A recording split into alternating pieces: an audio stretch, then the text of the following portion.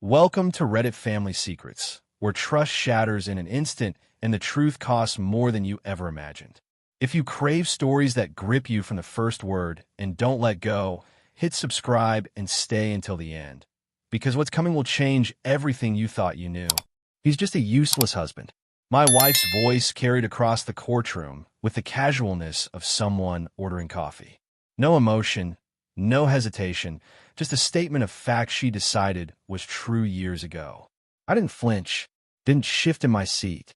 The judge, however, leaned forward, her expression sharpening like a blade catching light. Then she asked the question that changed everything. "Counselor," Judge Patricia Brennan said, her eyes fixed on my wife's attorney, "are you absolutely certain you understand who Mr. Donovan is and what he actually does for a living?" The lawyer's mouth opened, then closed. My wife, Rebecca, turned pale. And for the first time since this nightmare began, I saw fear flicker across her face. The clock read 9:47 a.m. Courtroom 6A of the King County Superior Court in Seattle wasn't what you'd imagine from television dramas. No soaring ceilings or marble columns. Just scuffed linoleum, buzzing fluorescent lights, and a faint smell of burnt coffee that seemed permanently embedded in the walls. My name is Michael James Donovan. I'm 48 years old. I've been married to Rebecca for 23 years.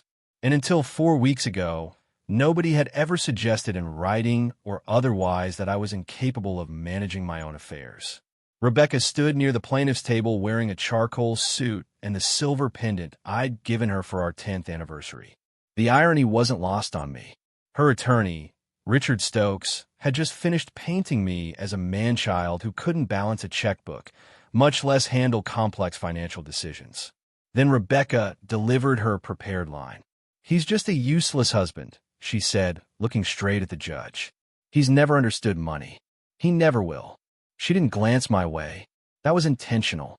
Everything Rebecca did was intentional. But Judge Brennan wasn't buying it. Patricia Brennan had been on the bench for 19 years. She had silver-streaked auburn hair, pulled into a no-nonsense bun, and reading glasses that made her look perpetually skeptical. She'd seen every con, every half-truth, every carefully constructed narrative designed to manipulate the system. And something about this case had caught her attention. "Mr. Stokes," she said, her tone measured but pointed, "you stated that Mr. Donovan works in, and I quote, some kind of administrative capacity. Is that accurate?" Stokes shifted his weight. "Yes, Your Honor. Risk assessment, I believe. Nothing particularly complex." "Nothing complex," the judge repeated slowly. "And you're certain of that assessment?" There was a pause. In that silence, I saw Rebecca's shoulders tighten almost imperceptibly. I'd expected this moment eventually, just not this early. Judge Brennan had a reputation. She didn't tolerate sloppy preparation, and she didn't like attorneys who walked into her courtroom without doing their homework. Rebecca had bet everything on me staying quiet, on me being exactly what she'd told everyone I was: passive, uninvolved, forgettable. She'd miscalculated. 4 weeks earlier, Rebecca had filed an emergency petition requesting that the court appoint her as my temporary financial conservator. Not for my father, for me. According to the filing, I was unable to recognize financial exploitation, chronically disengaged from household management, and emotionally compromised by recent family trauma. Within 72 hours, my bank accounts were frozen pending judicial review. My employer, a multinational consulting firm, placed me on administrative leave out of an abundance of caution. My security clearances were suspended. The word incompetent hadn't appeared in any official document yet, but it hung in the air like smoke. I didn't call our kids to defend myself. I didn't post angry messages on social media. I didn't confront Rebecca. I did what I've done for the past 22 years. I gathered information. Because here's what Rebecca either didn't know or chose to ignore about my administrative job. I'm a forensic financial analyst. I investigate corporate fraud, embezzlement, money laundering, and asset concealment for Fortune 500 companies and federal agencies. I've testified in court 47 times. I've helped recover over $200 million in misappropriated funds. And I've spent 2 decades learning to spot patterns that most people would never notice. The trouble started 8 months ago when my father, Thomas Donovan, suffered a severe stroke. At 74, he'd been fiercely independent, managing his own finances with the precision of the aerospace engineer he'd been for 40 years. Rebecca offered to help. She said it would take pressure off me while I focused on his medical care. She'd handle the paperwork, coordinate with his doctors, manage his accounts. It seemed reasonable. She was family. She was competent. My father trusted her. Papers were signed during periods of heavy medication. Account access was granted for convenience. Rebecca became the point of contact for banks and healthcare providers. Then my father died. 3 weeks after the funeral, the petition arrived. Sitting in that courtroom, listening to my wife call me useless, I felt something unexpected. Not anger. Clarity. Rebecca wasn't improvising. This had been planned. It required me to be exactly who she'd convinced herself I was: oblivious, passive, incapable. She'd forgotten that silence doesn't mean absence. "Mr. Donovan," Judge Brennan said, turning her attention to me for the first time, "you've been remarkably quiet throughout these proceedings. Is there a reason?" "Yes, Your Honor," I replied. "Because assumptions tend to collapse when confronted with facts too early." Rebecca's head snapped toward me. Her eyes widened. Judge Brennan studied me for a long moment, then nodded. "Interesting. Ms. Chun, you may proceed." Lisa Chun, my attorney, rose smoothly. She was younger than Stokes by a decade, but had built a formidable reputation in elder law and financial exploitation cases. And Rebecca Donovan was about to find out why. The first time Rebecca called me useless, we were standing in our kitchen in Bellevue. Our daughter Emma had just left for college. Our son Tyler was still in high school. The house felt emptier than it should have. Rebecca was sorting mail with sharp, irritated movements. "What's your plan?" she asked without looking up. "For what?" She sighed dramatically. "For anything, Michael. Your career. Our future. You just drift." I remember nodding, saying nothing. At the time, I thought silence prevented arguments from becoming scars. What I didn't realize was that Rebecca was repurposing my silence into evidence. Over the years, she gradually took control of everything financial. She moved our savings without telling me. She became the primary contact on our insurance. She told the kids to ask her about money because Dad doesn't like dealing with that stuff. When I questioned her, she framed it as concern. "You hate this administrative stuff," she'd say. "I'm helping you." And because I didn't want to fight, I let it go. The shift with my father happened smoothly. He'd always been meticulous about his finances. After my mother died, he told me, "Organization is dignity. Don't lose sight of that." When he started having small memory lapses, Rebecca stepped in. She scheduled appointments. She spoke to doctors. She told me she'd handle the tedious parts. "You're doing enough," she said. "Let me take care of this." My father trusted her. She was family. She was warm, efficient, capable. When she brought documents for him to sign, he didn't question them. He was exhausted. He was recovering. He assumed good faith. I assumed it too, until I didn't. The warning came in a throwaway comment. 2 weeks after my father's funeral, Rebecca mentioned she'd been reorganizing his accounts to make things simpler. "Reorganizing how?" I asked. She waved dismissively. "Just consolidating. You don't need to worry about it." But worry is an occupational hazard when you've spent 20 years investigating financial crimes. That evening, I requested copies of my father's bank statements. Patterns don't announce themselves. They emerge slowly if you know where to look. By midnight, I'd found the first irregularity. A wire transfer for $12,000 labeled medical equipment reimbursement. There was no corresponding medical equipment purchase. No invoice. No delivery receipt. I kept digging. By morning, I'd identified 14 transactions totaling $87,000 that couldn't be traced to any legitimate expense. When I asked Rebecca about one of them, carefully and neutrally, she smiled. "Don't worry," she said. "I've got everything under control." That was the moment I knew. I didn't confront her. I didn't accuse. I did what I've always done. I documented. My father's house in Kirkland was exactly as he'd left it. Books alphabetized on shelves. Bills filed by date. Everything organized with engineering precision. In a study, I found the filing cabinet. Utilities, medical records, banking, taxes. Everything labeled in his careful block handwriting. But something was wrong. Statements were out of sequence. Envelopes had been resealed. Pages were missing. Then I found the power of attorney. It sat in a folder marked Legal Documents, filed between his will and his trust. My father's signature was there, genuine but shaky, in a way that matched the weeks after his stroke. The language was broad, dangerously broad. It granted Rebecca authority over all financial decisions without meaningful limitation. But what caught my attention was the date. The document had been executed on a day when my father's neurologist had noted increased confusion and reduced executive function in his medical chart. Not incompetence, vulnerability. I photographed everything and kept searching. The notebook was tucked between photo albums in the hallway closet. A leather-bound journal, worn soft at the edges. My father had always been a note-taker. After my mother died, he started keeping a daily record. Appointments, thoughts, observations. The first entry about Rebecca was dated 11 months earlier. Rebecca called today. Wants to help more with paperwork. Seems sincere. The entries were brief at first. Then the tone shifted. Sign papers today. Rebecca said they were standard authorizations. Too tired to read carefully. Shouldn't have done that. 3 weeks later, looked at documents again.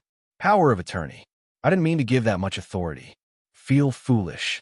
Don't want to burden Michael. The last entry was addressed to me. If you're reading this, something has gone wrong. I know what you do for a living. I know you'll see what I couldn't. Trust your training. Don't let her rewrite the truth. I sat on the floor of that closet for 20 minutes, just breathing. When I left, I took copies of everything. Originals stayed where they were. Evidence matters more when the chain of custody is clean. That afternoon, I called Lisa Chun. Lisa didn't react emotionally when I explained what I'd found. She asked precise questions. Dates, amounts, medical context. This isn't just about a power of attorney, she said when I finished. This is exploitation of a vulnerable adult. That's a felony in Washington. I know, I replied. What do you want to happen here, Michael? I thought about my father's journal, about his careful preparation even as his mind was failing. I want the truth to surface on its own, I said, without me forcing it. Lisa was quiet for a moment. Then we wait, and we prepare. Over the next 2 weeks, I lived carefully within Rebecca's expectations. I didn't confront her. I answered questions minimally during the preliminary deposition. When asked about my work, I described it simply. Risk assessment, compliance analysis. Rebecca watched via video link. I saw her relax as the deposition progressed. She smiled when I gave short answers. She nodded when I didn't elaborate. She mistook restraint for surrender. Meanwhile, Lisa worked in the background. She requested bank records through proper channels. She coordinated with Adult Protective Services, triggering a parallel investigation. By the time the hearing approached, multiple systems were moving independently. That was critical. Truth carries more weight when it doesn't depend on a single voice. Back in the courtroom, Lisa Chun placed a single document on the monitor. A timeline. Your Honor, she began. This petition rests on the claim that Mr. Donovan lacked capacity to recognize financial exploitation. The evidence shows otherwise. The timeline displayed 14 transactions, each coinciding with a date Rebecca had visited my father alone. These withdrawals, Lisa continued, occurred over 9 months. Each was structured to avoid reporting thresholds. Each was labeled as medical or administrative expenses. None have supporting documentation. Richard Stokes rose. Objection. Relevance. Overruled, Judge Brennan said. Continue. Lisa introduced the power of attorney next, not as forged evidence, but as a document executed under questionable circumstances. This was signed when Mr. Thomas Donovan's physician had documented significant cognitive impairment. Mrs. Rebecca Donovan was the only person present. There was no independent counsel, no witnesses. Judge Brennan leaned forward, and after this document was executed, Mrs. Donovan gained unrestricted access to all accounts. Transaction behavior changed immediately. Lisa clicked to the next slide. Before and after spending patterns. My father's habits have been consistent for decades. After Rebecca gained control, the pattern shifted dramatically. Stokes objected again. This time his voice lacked conviction. Judge Brennan turned to me.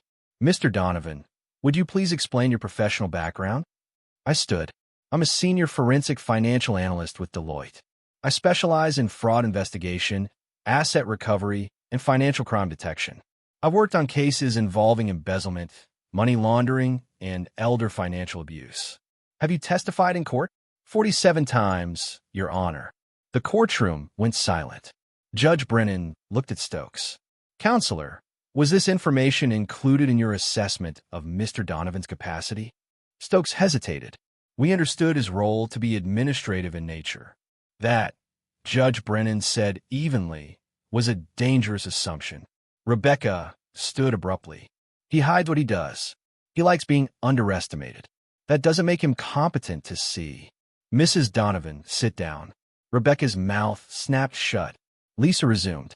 Your Honor, Adult Protective Services has been notified. An investigation is underway. Multiple banks have flagged irregularities independently. Judge Brennan's expression hardened. Ms. Chun, are you telling me this petition itself triggered a criminal investigation? Yes, Your Honor.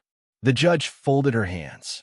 Mrs. Donovan, you filed for emergency authority over your husband's finances based on claims that now appear to be projection rather than fact. Rebecca's face drained of color. I am denying this petition, Judge Brennan continued, with prejudice.